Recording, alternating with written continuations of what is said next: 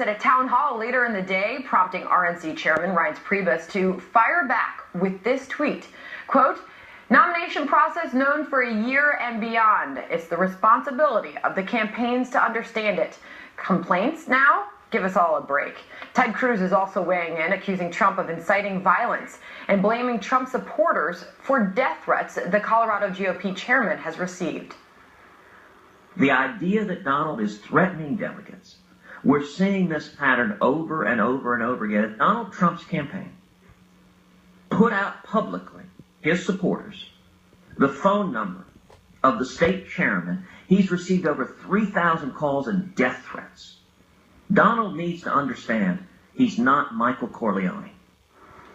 Colorado Senator Cory Gardner also slamming Trump. Listen to what he said when asked about an anti-Trump tweet that came from the Colorado GOP account.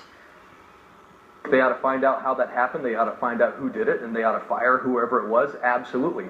But I don't think that means that you turn around and you issue death threats to the chairman of the Colorado Republican Party. All right, well, the Colorado GOP took that tweet down, saying the account had been hacked. All right, Ambassador Bolton, let's first get something out of the way. Does Donald Trump have a point about the process itself? Absolutely not. This is something, we have 50 state parties, they have 50 state rules, they vary all over the place. Any campaign that has literate people in it should start by reading the rules in all 50 states.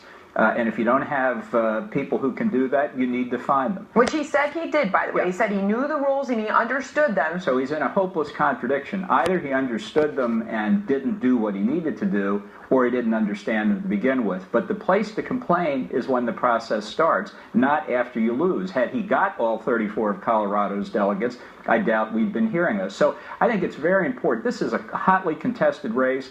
A lot's at stake, there's no doubt about it. But rule number one of politics is read the rules.